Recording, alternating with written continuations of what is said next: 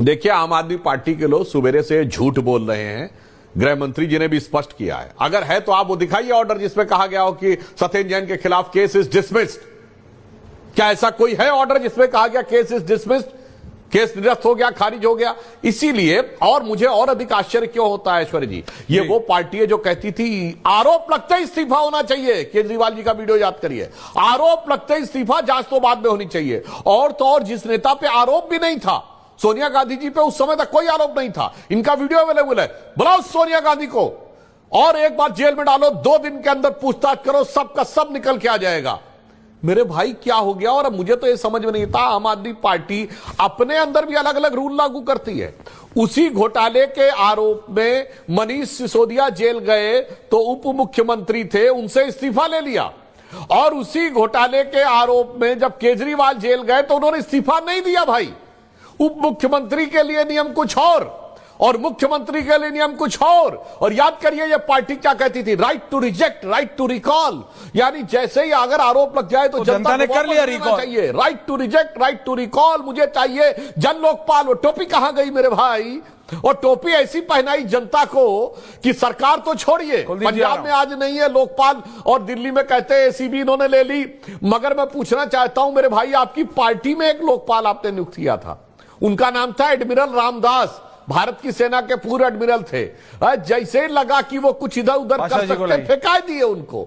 इसीलिए मैंने कहा कि आम आदमी पार्टी का उदाहरण यह स्पष्ट बताता है कि भारत में प्रयोग धर्मी राजनीति रेडियो धर्मी विकरण पैदा कर सकती है।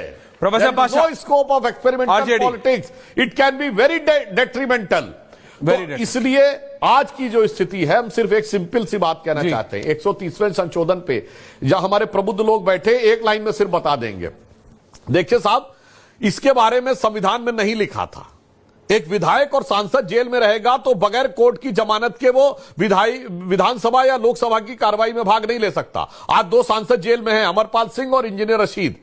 और सरकारी अधिकारी 2 दिन से अधिक जेल में रहेगा तो वो बर्खास्त नहीं होगा, सस्पेंड हो जाएगा। तो भाई ये मंत्री और मुख्यमंत्री को छूट क्यों? क्योंकि कल्पना नहीं की होगी संविधान बनाने वालों ने कि जेल से रहकर सरकार चलेगी। अब वैसे ही मैं आगे कल्पना करता हूं, कौन सा भरोसा कल के दिन आतंकवाद के आरोप में जेल में बंद किसी आतंकवादी को ये लोग अपना नेता चुन ले तो कल इंडी गठबंधन कह दे इंजीनियर रशीद मेरा नेता हो गया तो एक आतंकवाद का आरोपी जेल से सरकार चलाएगा। अब आप कहेंगे साहब ये काल्पनिक है, तो भाई साहब उस समय संविधान निर्माताओं को यह भी काल्पनिक लगा होगा, मगर मैं जो कह रहा हूं वो काल्पनिक नहीं है। केरल की विधानसभा 16 मार्च 2006 को एक आतंकवादी के पक्ष में सर्वसम्मत प्रस्ताव पारित कर चुकी है।